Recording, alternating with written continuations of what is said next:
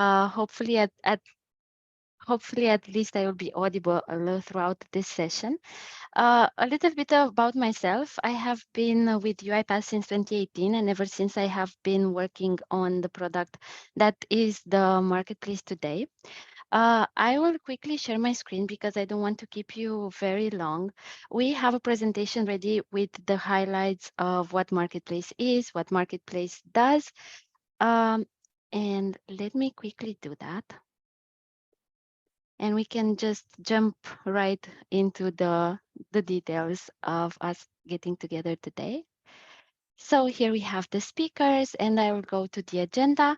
So first of all, we want to give you a bit of introduction into UiPath Marketplace.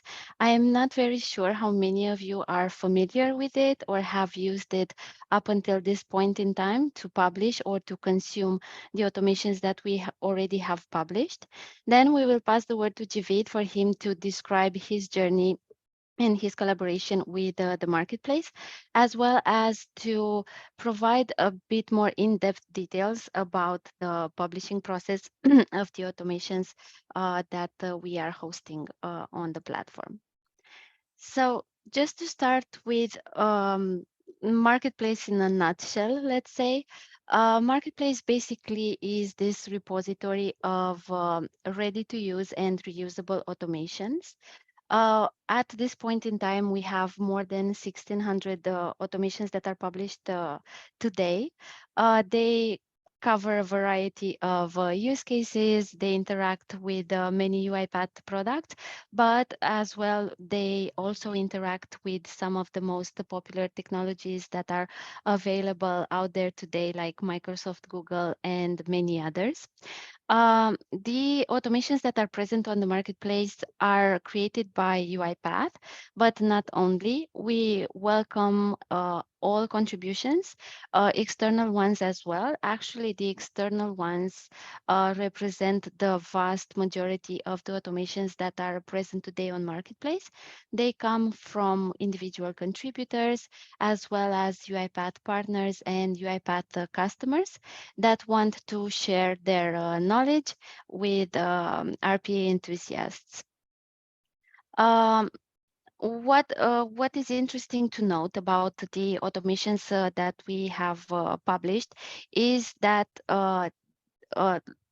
the fact that they are reusable are helping end users not to reinvent the wheel and start from scratch over and over again.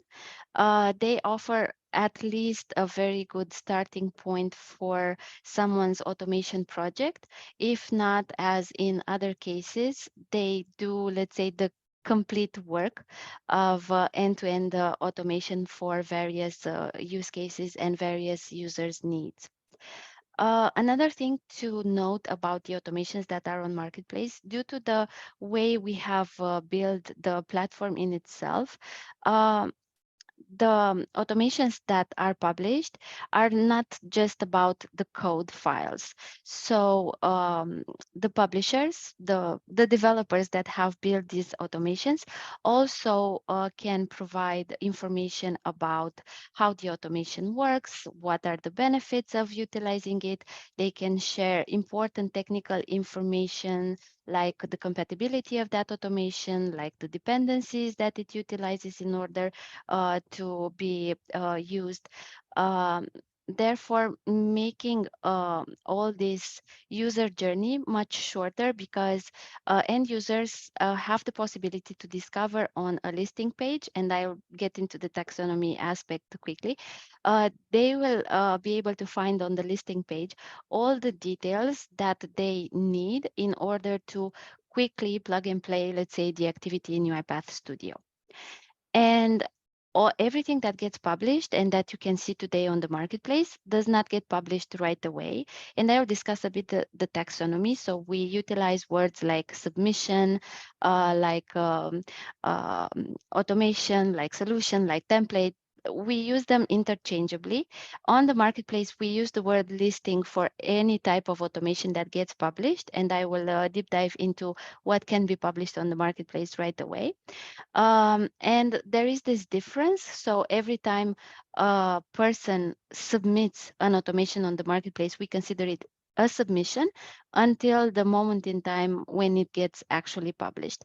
And for that automation to be published on the marketplace, we have a process that happens behind the scenes, and it consists of 3 phases. We wanted to keep everything as simple as possible, but at the same time to make sure that we are able to instill trust in the eyes of the consumers of the automations, because as you probably are well aware, people do look into aspects like security, for example. They want to make sure that whatever it is that they download from the marketplace or what they discover coming from marketplace in the UiPath products where we with which we are integrated with, these are secure and safe to be used and functional at the same time, so nothing breaks in their environment. And this is the process that we are doing from submission until publishing on automation on the marketplace, and we will detail about it in today's session as well. I wanted to also highlight a bit the benefits of why to use the marketplace instead of, I don't know, maybe other platforms that are available out there. And I selected some of the benefits that I feel are important for you. So discoverability with the help of search engines. To me, this is probably one of the most important aspects of the marketplace, because how I formulate it in my mind is that the marketplace basically connects the dots between a user searching on Google or other engine, some words related to an automation that would satisfy his need or would help with the use case that they have in mind, and your automation on the marketplace. Um, the marketplace is basically kind of the only UiPath product that has this SEO component that helps with the search engines, because whenever someone goes to Google and types for the words that they are looking into, they will most likely be prompted to the marketplace. They cannot reach Studio, for example. So the fact that we have all these details on the listing page, and we look into applying technical SEO at the platform level and individual SEO at the listing level, we want to make sure that users that come organically or are interested in utilizing automations organically, they discover us. And this way they discover your automations and they start using it, and you will see how the number of downloads increases. Then what we have the accessibility within the UiPath product. At this point in time, the marketplace is integrated with Studio, Studio X, and Assistant. What this means is that we have 2 dedicated feeds, one inside Studio and one inside Studio X, and a widget inside Assistant, because we wanted to ensure that Studio users or Studio X users or Assistant users, for example, that might not come through this route marketplace and then Studio, that just utilize Studio, let's say, in their day-to-day operations, also have the option to discover these activities that were developed by external parties such as yourself or the UiPath partners and customers. They have the ability to discover it inside the product that they are using on a day-to-day basis. Also, and I put this benefit here because I get this question quite a lot throughout time. How much does it cost to publish on the marketplace? How much does it cost to get support for me to be able to publish on the marketplace? How much does the license cost for marketplace? So I just wanted to make sure that it's clear for everyone there is no cost involved to utilize the marketplace as a consumer or as a contributor, as well as the support that you will get. And we will discuss about how we collaborate to get the automations in the best shape possible to be published on the marketplace, is free of charge. And also our global presence. So marketplace does not have any type of restrictions or limitations geographically speaking. So we can be accessed from wherever on the globe, as well as people can download or contribute from wherever they are today. And the promotional aspect, which I feel is also important. So we try to run various campaigns to try to um, highlight the automations that we have on the marketplace. We have a lot of them, as I mentioned at the beginning, so it's sort of a bit difficult to try to highlight them individually. This year we have thought of other marketing strategies, because we do believe that the automations that get published on the marketplace are valuable and would be of a lot of help to people. It's very important that those people find out about these. So we don't stop at just publishing something on the marketplace. We also want to spread the word about the existence of that automation and what it is and what it does. Okay, here I created a super short journey of how to publish on the marketplace with a few tips and tricks as well. So the first step, of course, is building the automation. And as far as I understood, you are at that point in time today, for example, as part of this amazing event. Uh, what I also wanted to to add here is a bit of tips on how to get ideas. We got this question quite a lot. Okay, I want to be present on the marketplace, but how do I know what to develop, what to create? And here in very short, I just added some ideas of how we see things happening.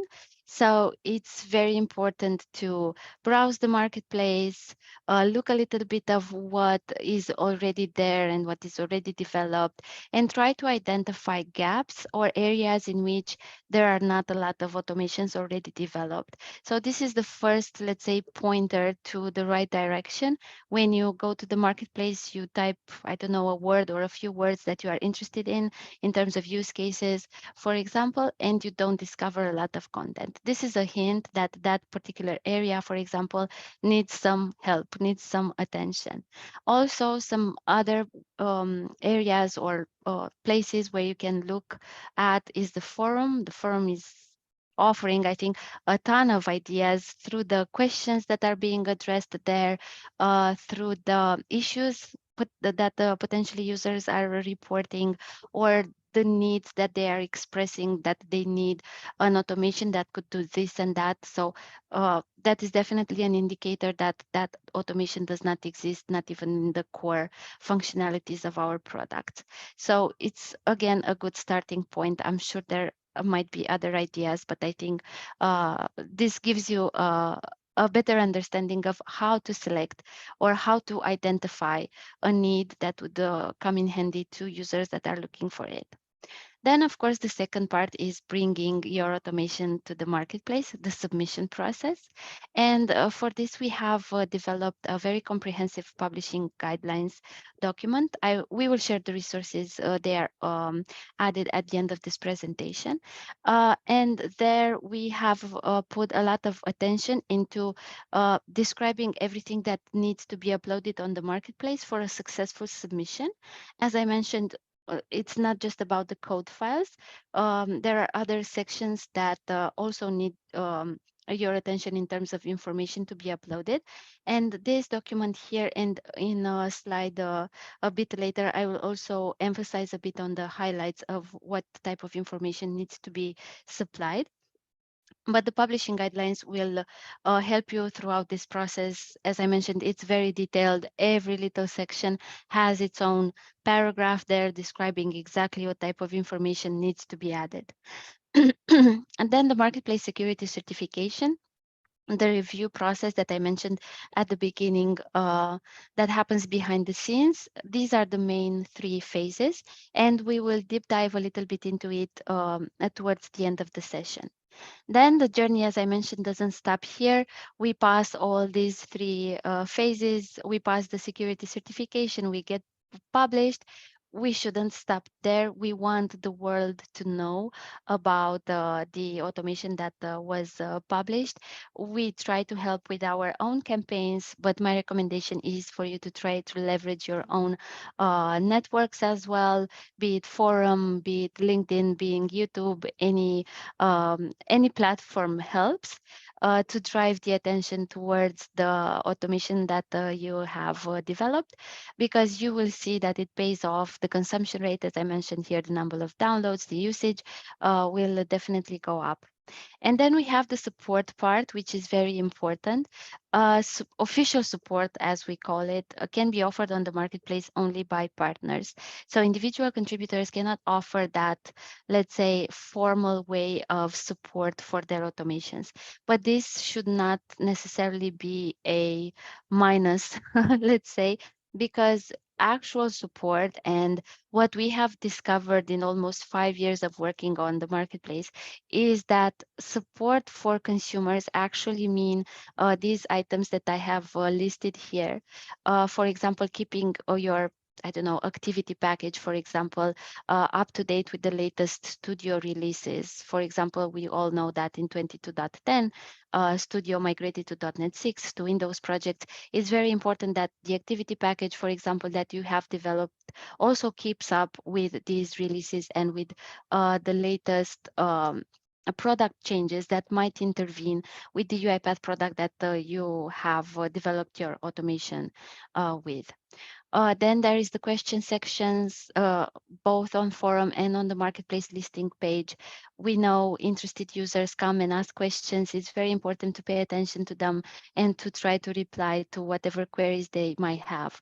Some users actually like to take this one step further and to provide feedback after they have used the automation that you have developed. They want to provide feedback, be it to say thank you for the help that that automation brings to them, or to even let you know about some enhancements that can be created for that automation so that it covers other use cases that that particular user, for example, is facing.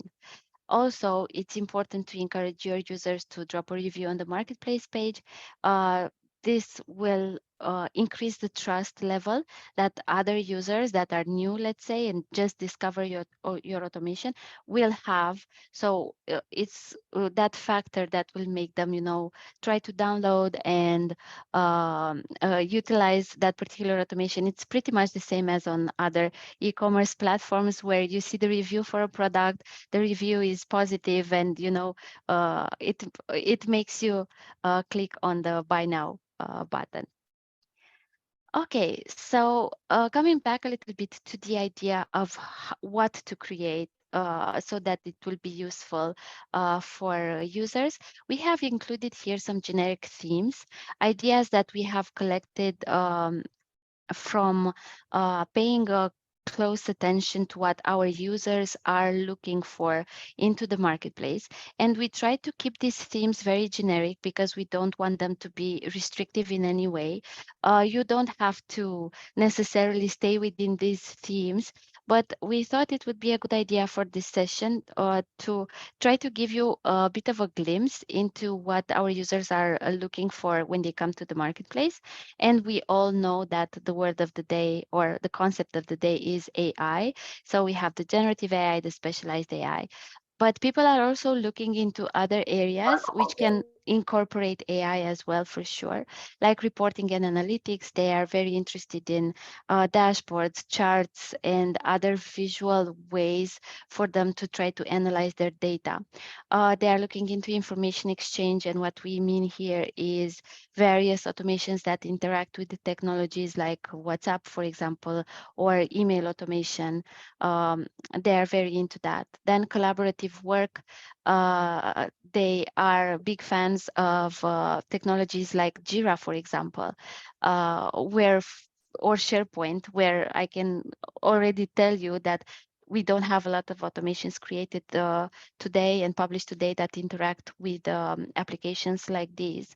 Spreadsheet automation, I think a lot of us are using Excel, and we cannot get enough of automations that would help simplify the way we interact with Excel and the way we organize our data and so on.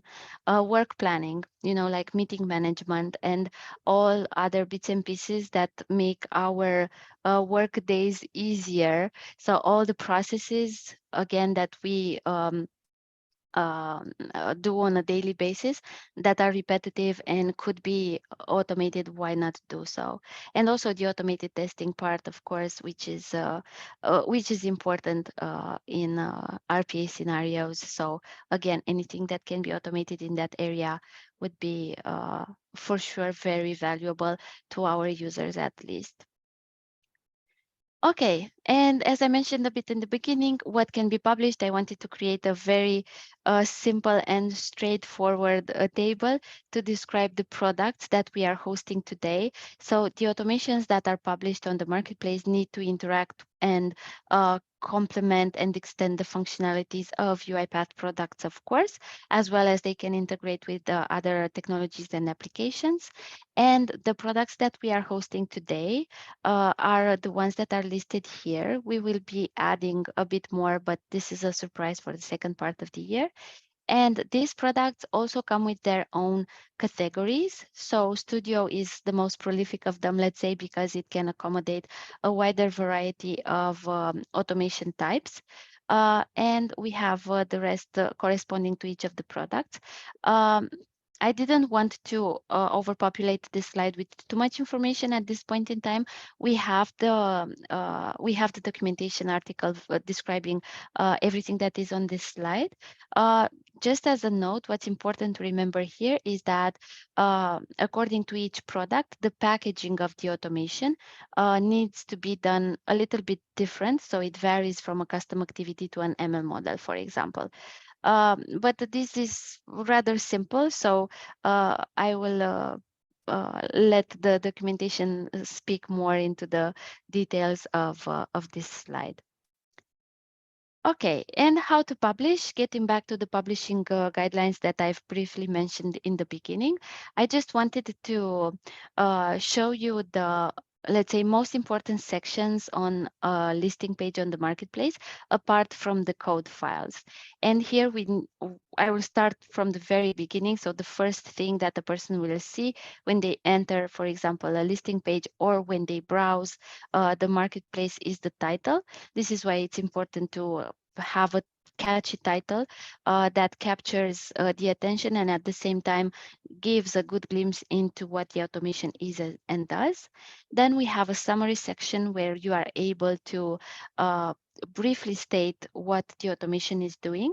But then we have the overview where you can go in a lot more details about what the automation does, the use cases that it tackles, for example, the audience that it addresses, how it works, but very briefly, because for that we have the documentation area where you can upload user guides, installation guides, configuration guides, anything that you feel would be of help for end users to expedite the installation and usage at the end of the day of your automation.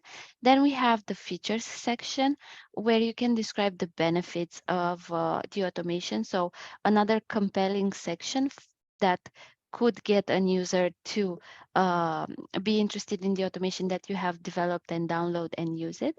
And we also have the screenshots and video section, which allows you to upload, for example, a demo video if you want to demonstrate how your automation works in practice, a use case that it might solve, and screenshots if you want to highlight some important aspects that you feel an end user needs to understand right away from the automation that you have developed, or some pointers that would help them also be able to install and use the automation faster. So this is the publishing guidelines in a very small nutshell. I've left the link in the resources section at the end of the presentation, and there you can discover many more details if you need more help with the submission. Okay, what's important to note, I will stop sharing now because my part of the presentation has reached its end. What is important to note, and I'm sure Anuj will also emphasize on this, is the fact that you don't have to get it right from the very first try, for example. We are here to help. So after you click submit and we enter this security certification phase, what we do is we analyze and review all the information that you have submitted, content-wise, code-wise. And what happens is that our collaboration starts. And if we discover anything that is not, I don't know, maybe following our best practices, or there are areas that could be improved from the very beginning, we will be communicating to you via email all this information. And you will know what you have to do to get your automation in a better shape. And this collaboration between us will keep going until we reach the best state for the automation and it can be published. Okay, I know I spoke a lot. I see some questions on chat. I will have a look right away. I will pass the word to Jeevith and we can discuss more in the Q&A section. Thank you.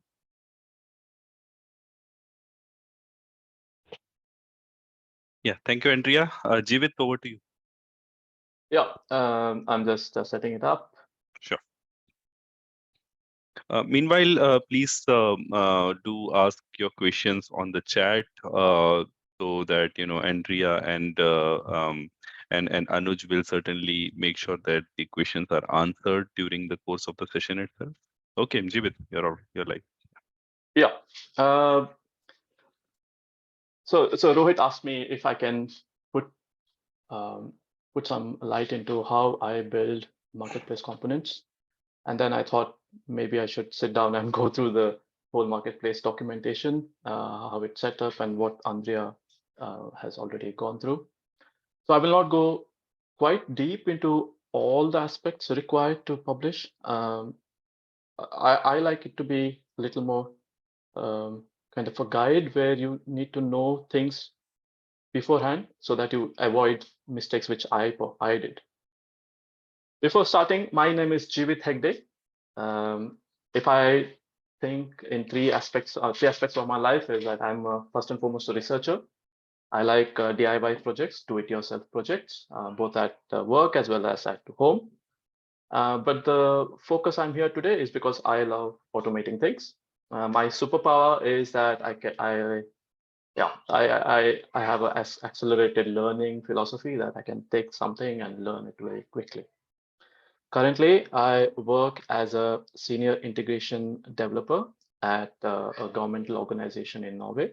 We work in healthcare services for the 7 hospitals in mid-Norway.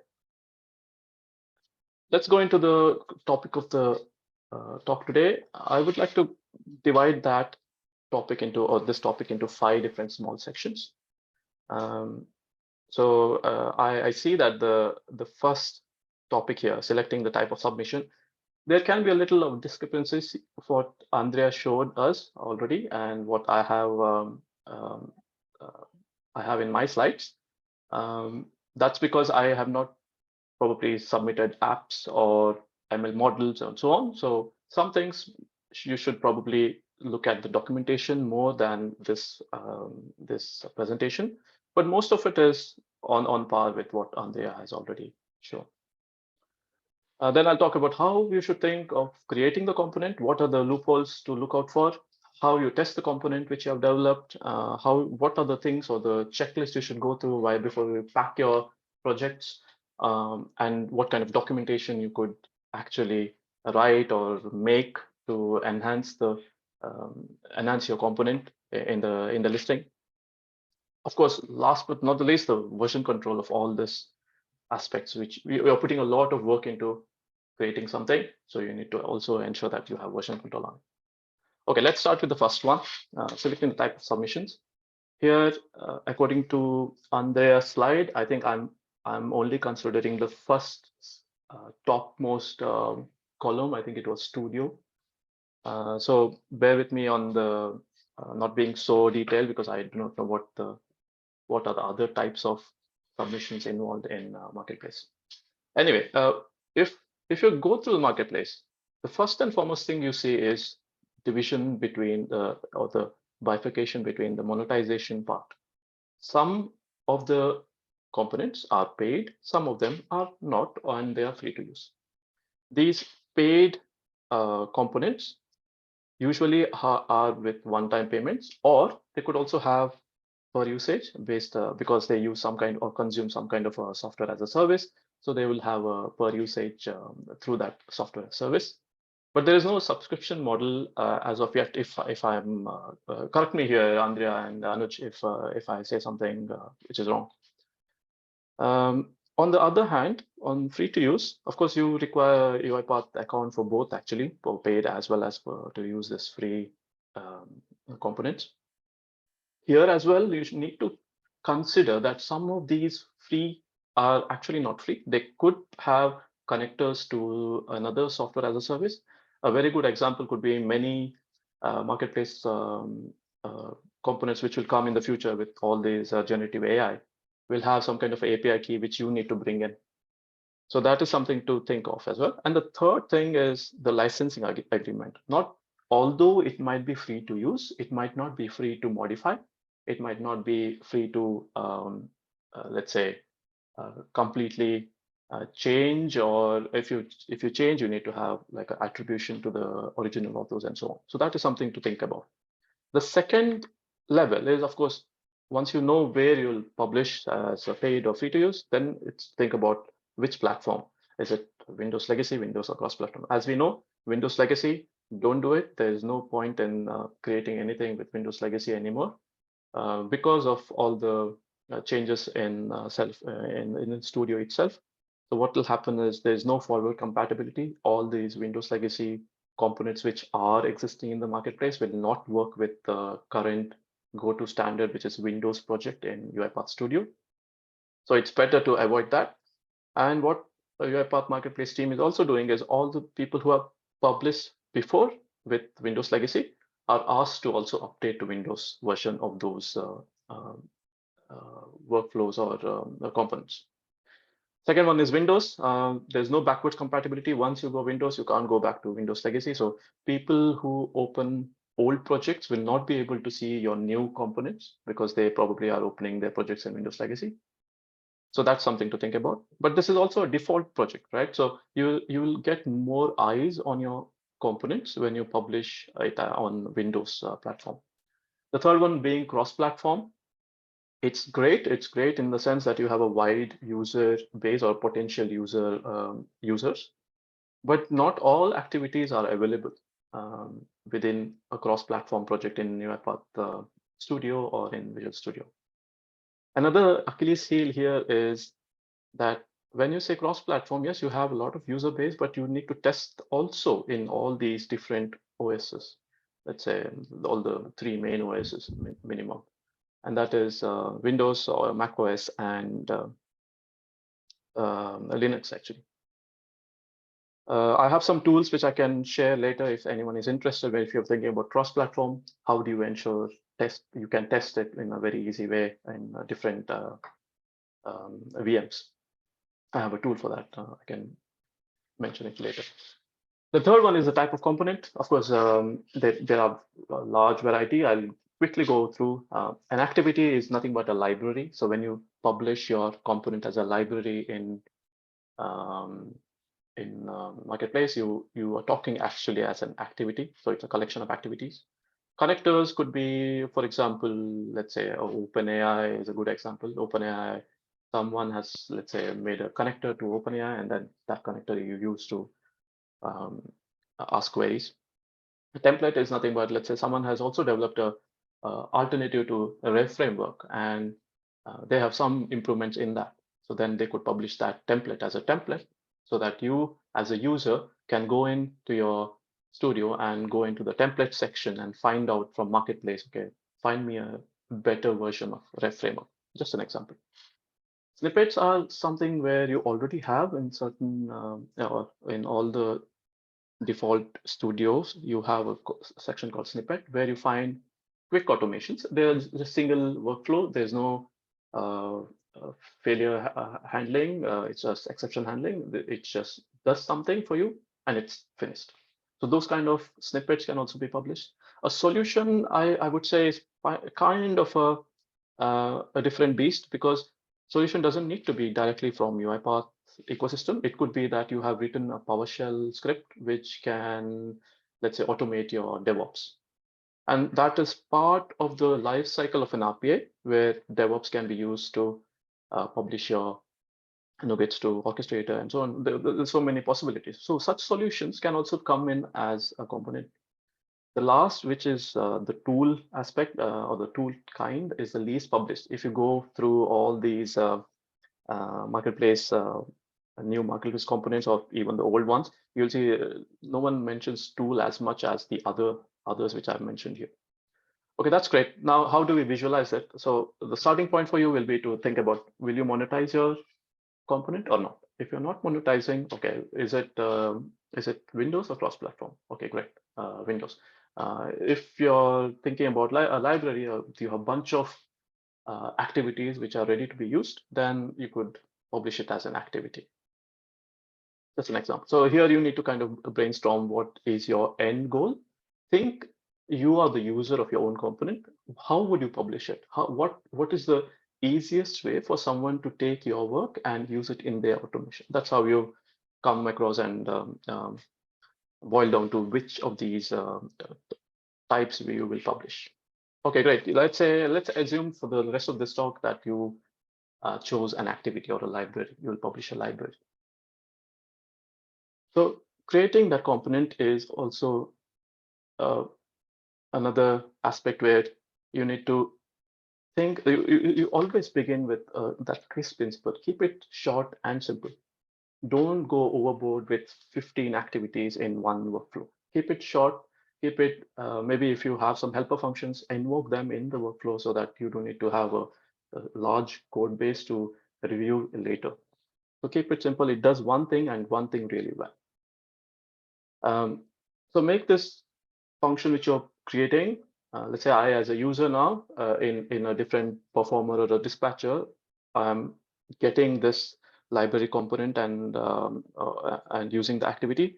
I need to know what exactly is required without going into deep documentation or diving deep into documentation. So make it as easy as possible for the end user to use your component. Very important is, although when exception occurs in library or any kind of UiPath workflow, it will always bubble up. So you'll always have that second chance to handle your failures above the layer where it failed. But it's always best to handle it right there and there. That's what Microsoft also recommends in all of their documentation, that never try and bubble that up so much that you can't handle it later. So try and handle it in the unit level by using try catch. And this is important because user knows, right? User knows if something went okay, then there's no exception. But if there's a out exception object, then you know something went wrong. Then the user could say, I'll find out what went wrong, dot message or dot source or different methods within that workflow exception. Annotate as much as possible. So by what do I mean by annotate? It might be, since most of you will be working in teams, so it's better to annotate your code as much as possible than to annotate little. Here I mean by arguments, variables or sequences you're used. What does that sequence do, and so on. So this will not be seen in the marketplace, but it's very important because, let's say in 6 months, it's always like that. In 6 months, when you see your own code, you will not know what you have done. So this will ensure that when you see your code again, or you want to publish a new version of your component, you know what exactly happened 6 months ago or a year ago. So annotate as much as possible. Design your activity. By design, I mean, so both in UiPath Studio as well as Visual Studio, you get that option to design your activity, how it looks as in a UI sense. How should it look to the end user? What I really dislike in, it's a strong word, but I really do dislike is miscellaneous fields in activities. Because what will happen is sometime the developer might suddenly say, oh, no, that's not anymore miscellaneous, it's a mandatory, or it's not optional anymore. But it's not updated in the UI design, for example. So then the user is sitting there, he's trying things out, but he has forgotten the miscellaneous part. And then he has to go into the properties, check where the properties is, where the miscellaneous is. And he doesn't know why the activity doesn't work. So it's very important. This ties with the first part, the make function very easy to understand. And finally, one thing with especially libraries is that always have as minimal imports as possible. Let's say you have done some string manipulation in a workflow, you will not need the default dependencies which comes up in Studio, let's say email or Excel. Just delete them. Do not have them in the in that component, because I, as a user, when I'm consuming your component, I have my own dependencies. So if those dependencies clash with your dependencies, then we have some issues. Then either we have to go up in all the versions or down in all the versions. So which might not be what the end user wants. So keep the required dependencies at the minimum. Okay, so you have gone through some of these. Oh, of course, this is not an exhaustive list. There are so many others which probably you guys have also follow. But I feel these are the 6 main concepts to take care of when making a component which other people also have to consume. Uh, so another thing is, okay, your component looks great. It worked on your PC, or very fine. But think again as an end user. End user has to go through. He should not be the tester. That review which Andrea talked about should not have, oh, this doesn't work. I don't know why. Uh, Rather, it should have, okay, this doesn't work. Maybe with the error message, what comes over and so on. So testing is very important.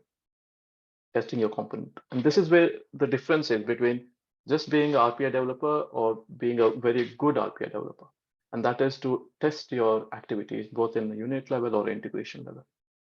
So what I try to do, or my team as well does, is we try to have like a test suite. So what is a test suite? Test suite could be anything which you can use what UiPath recommends with the given, when, and then philosophy, where you have assertions in the last and some attributes in the top, and the logic where you perform your logic in the center. So what that does is it replicates the end usage of that component. So test each and every activity which you're publishing in isolation. So kind of a unit test for each of them, but also do it in a way it is data driven, so that in the future, or maybe right before you submit, also you can test it with edge cases. Does my logic work with edge case or a negative case? Do I expect a negative result when I set in a negative input? The test suite also helps in future proofing your component, because your component is not just a one-time job. It's once you publish it, you will have to maintain it. So in 6 months, 1 year down the line, you want this test suite to remain there and help you in the next version of your component as well. And it avoids that problem between or the perennial problem which says, oh, it worked on my PC, not, I don't know why it doesn't work in another PC. The test suite ensures that if it works on yours, if they have the same dependencies, if they use that test suite, they would definitely have the same result as you. And also the philosophy of creating it once rather than thinking about, okay, I changed something in my in my activity. Now I need to create a test or a unit test for that. No, you just create it once and you can reuse it as many times as possible when you create new versions. Finally, it also gives you like that internal feedback loop. What in your component works? Does the UI work? Is that miscellaneous field used, or maybe optional field correct? And all these small minute things which are very small, but they kind of are irritating to an end user. So you want to get it as good as possible, maybe not the go-to component, but as good as possible, so that when someone uses this component, they feel someone has tested it for me, and not they are not the testers, for example.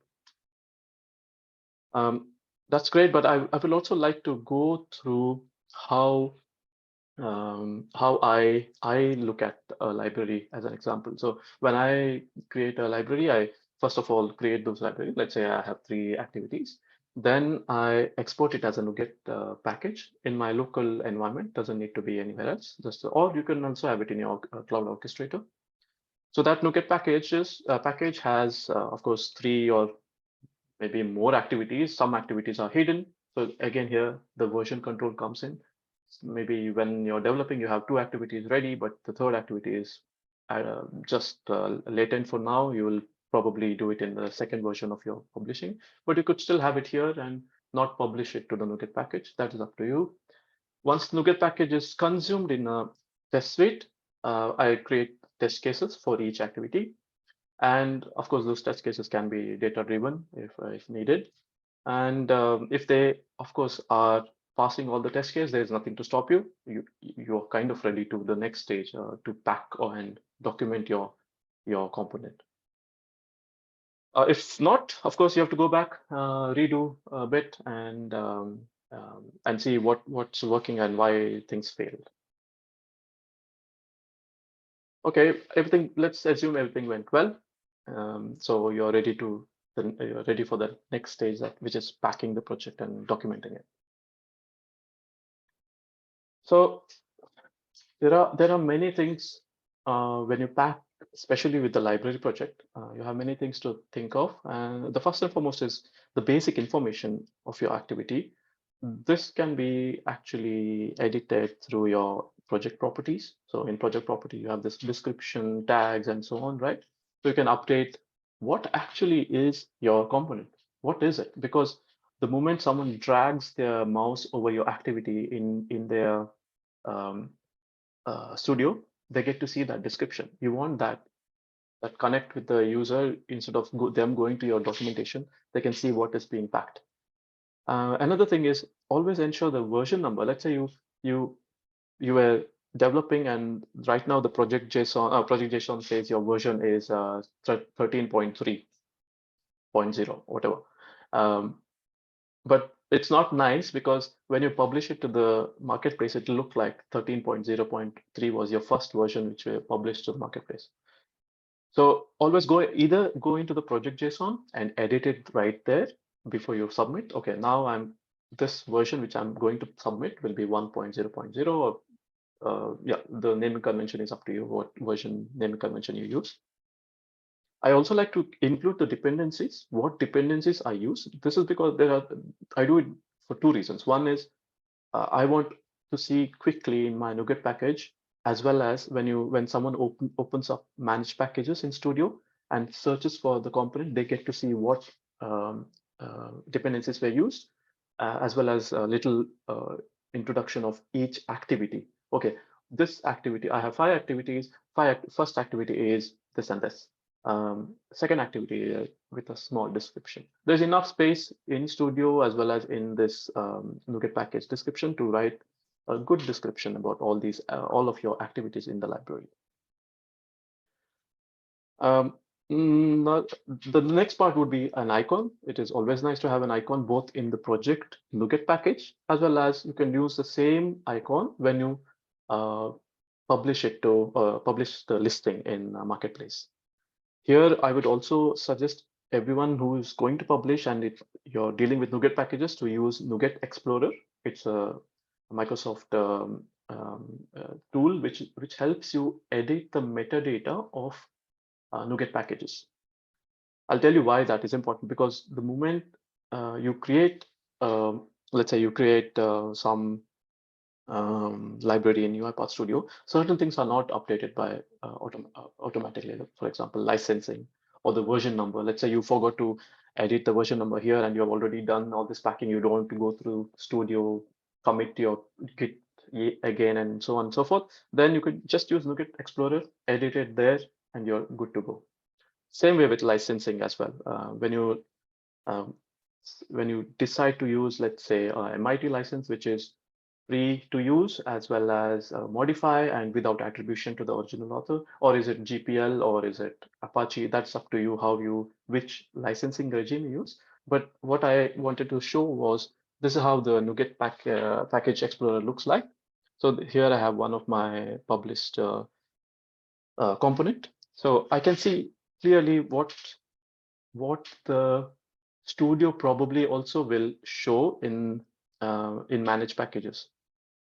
And also when I have to edit something, I just can say, okay, go to edit mode, and I can edit the name and the version and so on and so forth. Everything is possible here to be edited. That helps me. There is another alternative way for you to do this. That is to use a NuGet package. If there is a NuGet package, you just right click and open it in any unzip. Unzipping the NuGet package will give you access to a text file where there you have all these attributes, but I don't like doing that because there's always a issue with saving the text file. But in NuGet Explorer, I have never had any issue. So I hardly suggest, this is one of the tools you should have if you're publishing anywhere with the NuGet package. Okay, so now packaging is over. You have the package ready. It's very important again to write how to use it's kind of a manual. Let's say you have 5 different activities. It's very tedious for the end user to look for, okay, how do I use each one of these? But if there is a manual which has each page has its own activity and usage instructions, that will keep it that will make it very easy for that end user. So here I, for example, show how the activity looks like. I keep it short and concise, what it does, what are preconditions, what are post conditions, and then I show how the example would be if this activity is run. How do you expect that webhook to look like in Teams, and also how can you use it as a user suggestion? It's just a push to the user. Okay, this is how you can use it. Of course, there might be some activities where you have customization. You allow the user to customize your activity. Then it would be also nice to show them how they can customize it. Here, for example, I say, okay, you can customize your message by having, let's say, HTML, HTML-based string manipulation. So packaging and documenting is something which I have done until now, mostly with paper, or not paper, but digital paper. Not tried video yet, but that is another thing which you could, if you already have some videos on your activities, create a video. You can put that on as a documentation in the listing as well. So I created a short checklist, which maybe you can also use. And that is when it comes to packing, quickly check what are the project properties which you have updated. If you have that description and the release notes covered. If you have some log messages, or let's say versus message box, at least the new version has a timer in it, but still message box and log messages are not required for the user if it doesn't add any value to the user. So rather let the error message pop up and let the user take that logging option than you providing some logs, which probably the user is not interested in knowing. Check the package name. If you're a company, if your company says no, you have to publish this HyperHack solution with the company name, then remember that it should be company dot package name and activities. Or if you're doing it from a personal account, it's package name dot activities. This dot notation allows when the studio passes this dot notation in dependencies, it can show that package name in your activities sections. And since it is dot activities, it knows it is an library or activity. Of course, remember which licensing regime you will have. A URL to that, you will find the license URLs in GitHub, many places. They are just standard texts which can be used if you're using the standard ones, GPL, Apache, or MIT. For the documentation part, quickly go through that NuGet package. Again, as I said, to show dependencies is everything included. Write a documentation user manual, which is clear with all these different activities. Choose maybe these PDFs, or I would suggest PDF, can be hosted in a public cloud, so that you have one place, you can just link that to Marketplace, so that you don't have, let's say, a public cloud which you use personally and you have to always keep them in sync and so on. Just keep it in public cloud so that you can edit things there rather than editing the whole listing. And finally, 4 to 5 images or maybe videos, which you can use in the listing. My learning here is to not do what I did, or what I showed you before, is to have dark images on Marketplace, because Marketplace doesn't have a dark theme. So for the user, when they look at your screenshot, it should not be, oh, I can't see what is written, because everything is white and suddenly in the center there's a dark image. That's my learning in the last few submissions. Great, now everything is done. No, it's not, because as I said before, versioning is very important, because time will come where you have to look back to your code and think, where did I save it? Where is all the where are all the images which I used? Where are, let's say, the workflows which I use, and so on and so forth. So here, it's very important to think that a component is not just a component. It's multiple things there. When you're submitting, you have a multiple things. They have their own life cycle. So it's very important to kind of think that in the future you will need all the components which you all the things which you actually use in your component to be available. So versioning is how you can maintain it maintain the whole life cycle of your component. Possible tools here are Azure DevOps, GitHub or GitLab, or even plain Git on your local PC or some network attached storage. How I do it is, so I have a Azure DevOps project. Let's say I'm publishing a library. I have an Azure DevOps project there. And within that, I have 3 repos. I call them resources. Resources have all the related files and folders used during the submission. Let's say the images which I talked about, the manual and so forth. I have the test suite, which we also talked about earlier. That test suite can be used again in the future when I have a new version. And finally, the project itself, which was actually created in Studio and not in Visual Studio. Here you could also have some other PowerShell project from Visual Studio, or maybe a PowerShell script, which actually doesn't, if your component doesn't use UiPath Studio, but maybe does something in PowerShell, you could have that there, all your source code actually. So here also I name which platform did I use, so that earlier I had versions of Windows legacy as well. So it would always be better to have written what the repo is. That I think was my last slide. I think I will now give it forward to Anuj. Of course, this is an effective way to maintain this life cycle of your component. Questions maybe we can take later. I don't know. Rohit, what do you think? Yes, yes. The questions can keep coming on the chat, and we can take it later. Maybe we can. Yeah. Anuj. Yeah, thank you so much, Jeevith. There. I'm sure the practical insights and learnings, all those you shared, they are going to be super helpful for our publishers and all the participants. So, hello guys, my name is Anuj Tiwari, and I'm associated with UiPath for close to 5 years now. And currently, the major part of my role is to look into the submissions that we get and work on all the processes that are related to them. So now we are going to look into the security certification program. So there are 2 levels of security certifications. The first one is the silver certification, and the second one is the gold certification. These are reflected through the badges that are showcased on the listing page, and all directly downloadable listings, they have to pass through the silver security certification checks, so which we are going to look in a moment. Then there are also gold certification, which there are a few listings that go through the gold certifications, and there are a few additional checks, few additional criterias that these gold certified listings have to undergo. So apart from these additional checks, the publishers also have to provide the support for their listings to attain the gold badge. Now let's look at the standards for the quality content. So these are the standards that provide the guidelines, the recommendations that all marketplace listings should follow. So first one is the high reusability.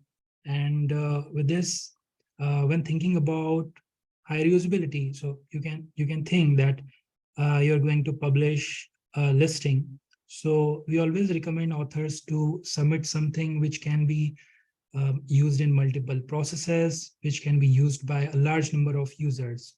So we recommend authors to look into UiPath forum, look into their surroundings, into their projects, and automate the process that are very frequent and that are in demand.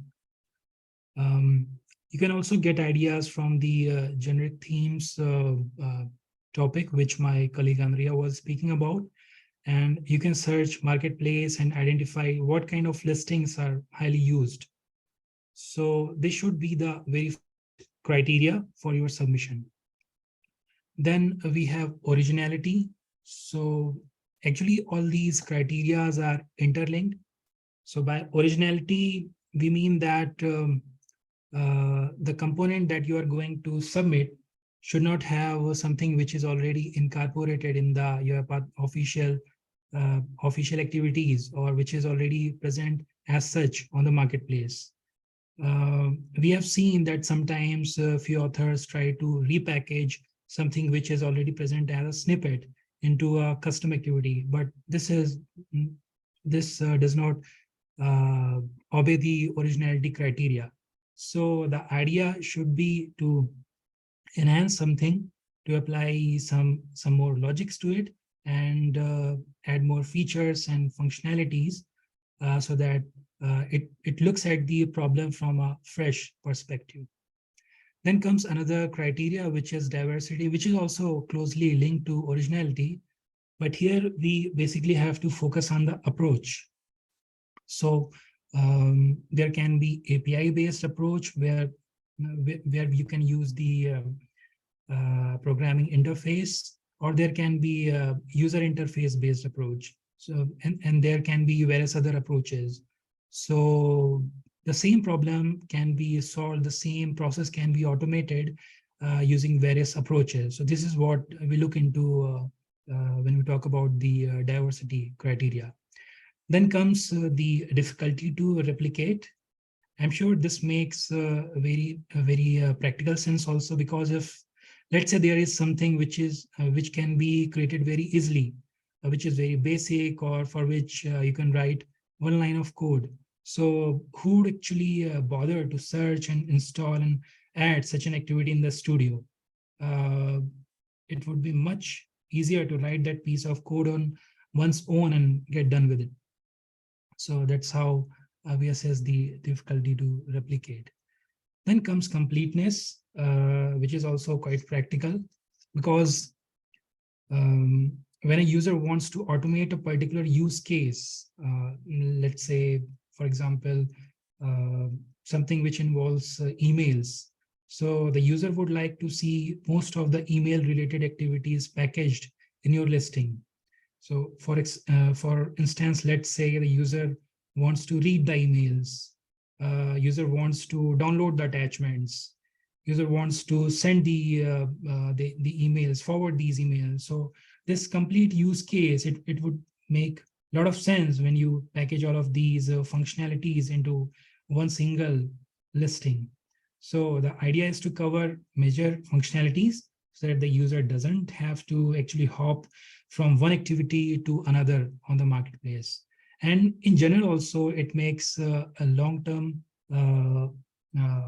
sense from a project maintenance point of view also, because when there are less number of activities which can provide complete use case, then actually in a long term, the end user doesn't have to bother much about updating the workflows. He can just update one of the activities and get done with it. So you will see that all these 5 activities that I've mentioned, these are all interrelated, and there are actually a few others as well, as for example, user friendliness and the criteria that it should enhance UiPath products. But once you follow the core ones that are mentioned here in Spirit, then they are it takes care of others as well. So we recommend all the publishers to follow these guidelines. And once you have created your package, once you are ready to submit it then our recommendation is to make as many changes as you want before actually submitting. Because once you submit your listing and it comes to us, then there is a process which is called as curation process, which we are going to look into. So the submission has to go through the complete curation process. And before that, you will not be able to make any further change. So the link gets disabled for any further submission. So once we complete the curation process from our end, we see, okay, new piece of information is required or something is missing, then only we enable that link for any updates. So the idea is that you can do unlimited number of changes to your text and to your listing files. But once you click the submit button, then there is certain time that it will take to make any further changes. Now, let's say you have already developed your content and you have submitted this, then what actually happens at our end? So there is this 3-step phase which takes place at our end. So first one is the content quality check.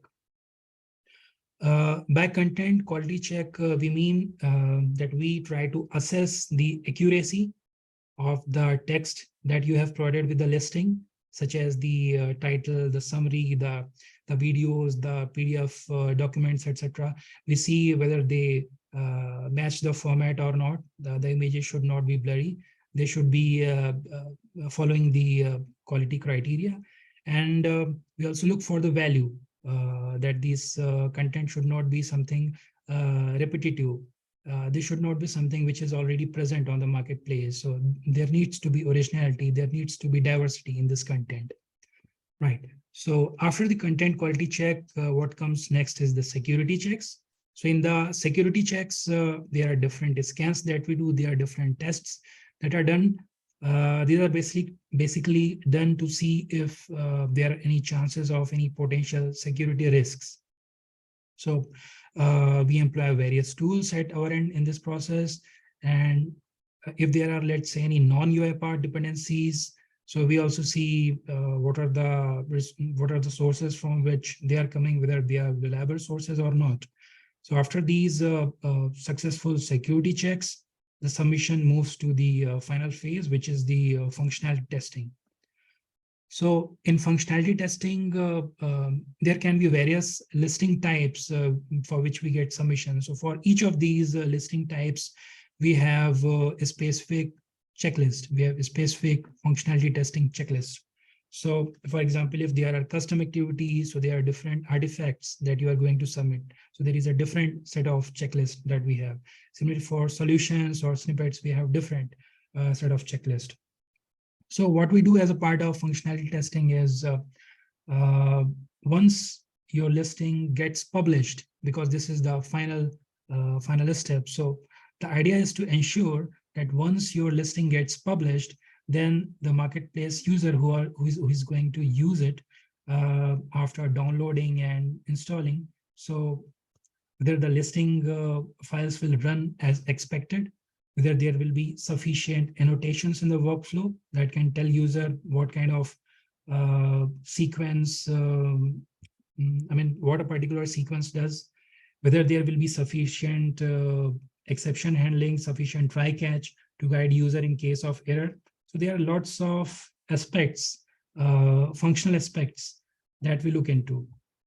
There is also, apart from this functional aspects, we also look into the metadata checks. So by metadata, I mean there are aspects related to how your package looks. What are the properties that it contains? For example, Jeevith very well showed this NuGet Package Explorer. So there are properties such as the ID, who's the author of the package, what is the kind of license which this listing uses, whether it's open source or what exactly, what is the description of this package. So we look for all these metadata. This is required because when you open a studio, and there is a good amount of users who directly try to install these activities from a studio. So once they search for, let's say some keyword, let's say they search for data table, then a huge number of activities actually populates on Studio Wizard. So these metadata, which are associated with these packages, they actually help in telling about what this package actually contains. So if the description that you have provided is, let's say it's very short, or if it's a very generic kind of description like my package, so that won't show here. And there are high chances that your activity, irrespective of what kind of capability, what kind of features it has, it is going to be disregarded by the users who are going to access this directly from the studio. So it's very highly recommended to provide all the metadata. And the metadata can be edited using any external tools. As Jeevith also showed, you can use one of the tools is NuGet Package Explorer. This can be used to make the metadata changes. So apart from the functionality checks, we see if there is anything missing in the listing. In that case, there are some communications, some back and forth with the authors. We try to make sure that the author understands the need and he or she makes the appropriate changes. And then the listing is ready to be published on the marketplace. And once it's published, it's ready to be showcased and marketed on all the platforms. So this is the process that we follow at our end for the curation. These steps we call as curation at our end, from submission to publishing. Then we have also provided few resources here. So this is kind of recap of what Andreea and I just talked about. So there are these links which provide this information in much elaborated text. So there is a lot of literature, lots of screenshots that you can go through at your convenience. And if you still have any questions, you can always reach out to Andreea or to me with your submissions or with the status of your listings or about the process or I mean, anything related to marketplace. So I think, yeah, this is what all we were supposed to cover. And now I open the session for any questions. So yeah, we are welcome to take up your questions. Yes, so if there are any questions, we'll spend around 5 minutes to just answer those. Feel free to unmute yourself and just shoot your questions.